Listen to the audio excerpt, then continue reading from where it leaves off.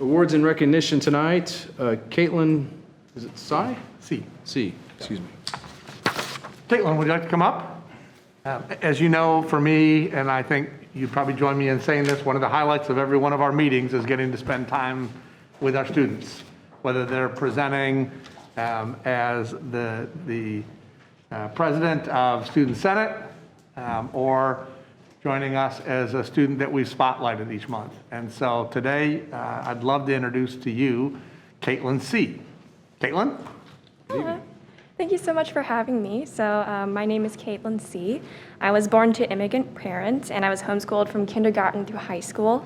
I started dual enrollment when I was 15, and I started full-time here at JCCC in 2020. As most of us know, 2020 was a challenging year for a lot of people, but I'm very grateful for how well JCCC handled the pandemic and pivoting to an online environment. A lot of my professors provided a great learning experience and a wonderful classroom environment despite the virtual platform. And I also had a lot of opportunities to get involved even with the virtual setting. So some examples would be the Zoom Honors Hangouts that helped build my professional network, help build those relationships with staff and faculty, and also help create that sense of community that was kind of difficult to have when we were all remote. In addition, I had the opportunity to become involved with JCCC Student Sustainability Committee and also got to do some online tutoring for disabled students. Eventually, with 2021 came the transition back to campus, and that brought with it new opportunities for me to get involved as well. So I got my first job as an honors ambassador, and I've been really enjoying that position. I also got to become vice president of the Honor Student Association. It's been challenging but rewarding to work alongside Shelby and the other HSA officers to help bring back student engagement despite the pandemic. I've also become co-chair of the Student Sustainability Committee and had the opportunity to serve as a student representative on the committee that is currently working on JCCC's first sustainability policy.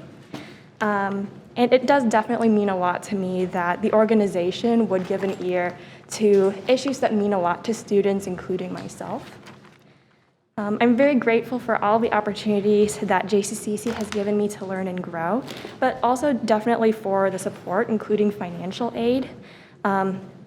Thanks to all the scholarships and grants that I've received here at JCCC, I'm well on my way to finishing my associate's degree here debt-free. And this has allowed me to focus on my education without worrying about money, and also has allowed me to save for the future. So this semester is my last full-on semester here at JCCC, and I'll be transferring to KU in the fall to complete my bachelor's degree in biotechnology, from which I hope to proceed to medical school. So I'm so grateful for all the opportunities that have been available to me at JCCC, and my time here has definitely prepared me for my next step, and I'm grateful to all of you for the roles that you've played in making that happen. Well, thank you very much. Any questions for Kaitlyn? I had a chance to sit with Kaitlyn at the honor student lunch this past week and really enjoyed that. And the great part about her was when she's successful in medical school, she's going into gerontology, so she'll be able to take care of me. That may not have been a commitment you made or not, but talk to us about the transition from homeschooling to JCCC and how that worked for you.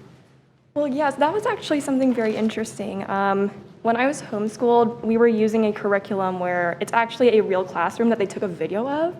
And that's pretty much what online learning was like. Essentially, it's just a professor with maybe a Zoom meeting or pre-recorded lectures. And the online environment, yes, probably was challenging for some, but honestly, to me, I just felt like a fish in water, like getting to do my classes from home. It was a more gradual transition from being homeschooled versus just jumping into in-person classes right away. So I honestly found the transition very helpful. Thank you. Good luck. Trustee Ingram. Yes, Kaitlyn, thank you. We're glad you're here. Are you going to be in graduation? So I'm graduating at the end of the summer term. Okay. But I will be with the honors program graduation tomorrow. Okay, good. So we'll see you there. The one question that I would have for you is regarding sustainability and maybe some advice that you would give to us as we move forward with that process that you were talking about that you were a part of. Yeah, so A lot of times when people think of sustainability, they think about the environmental/ecological pillars of sustainability, which definitely are important. Pretty much all the other pillars of sustainability rest on those. Let's say, social, economic, cultural, all rest on whether or not we have a healthy planet. But one of the interesting takeaways that I've gotten through my time here at JCCC and with honors in sustainability has been the importance of a multidisciplinary, interdisciplinary approach to education. One of the lessons I've learned is that compartmentalization doesn't always equal organization, and sometimes taking that interdisciplinary approach helps students to learn more and synthesize that knowledge more deeply. So like taking maybe a historical approach to physics or a philosophical approach to math, or those kinds of things where you combine different disciplines and see how the different disciplines relate. Because ultimately knowledge is just one unified entity. They're just different parts of it, but they all interact somehow. Love the advice. Thank you very much. Trustee, let me do Trustee Laura Smith Everett first. Thank you, Mr. Chairman. Kaitlyn, thank you so much for coming to our meeting. I'm sorry that I'm not there in person tonight. I would love to know more about your two experiences as an online student and as an in-person student, and whether you found any differences that you were not expecting. I think one of the interesting things is that the online environment doesn't necessarily mean you don't learn as much.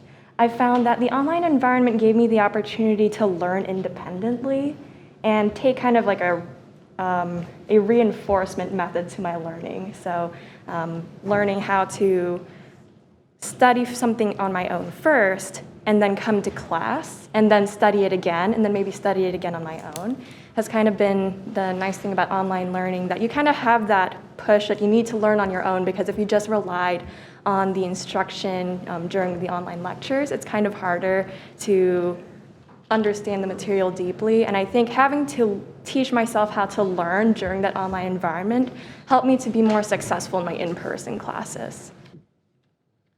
Thank you. We appreciate having you here today. Thank you. Thank you, Trustee Smith Everett. Trustee Costa.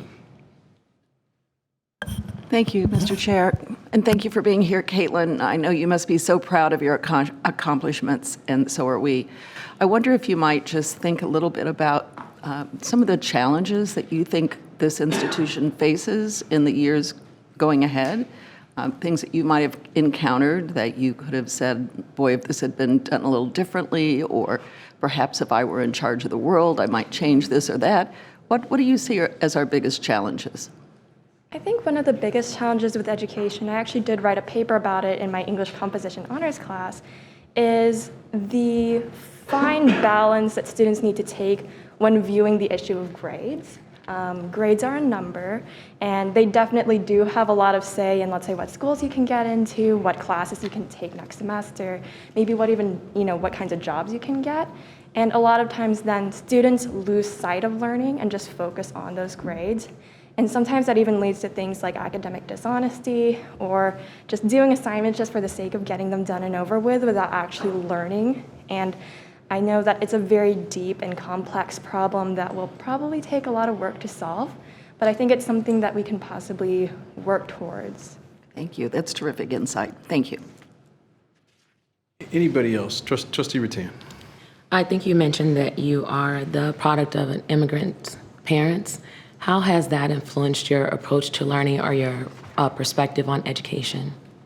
So my parents, they immigrated from the Philippines several years ago, and I think just the challenge of living in a third world country and then moving to the United States taught them the importance of hard work and education. My dad did pursue further education when he moved here, and since then he has been a very hard worker, and I think that set an example for me that good things come to those who work hard. Of course, a lot of opportunity definitely plays a role in that, but it's just a matter of taking advantage of whatever opportunities you have available and doing the work to advance in where you want to go. So I definitely think that education is something that was stressed in our family, that we should value it.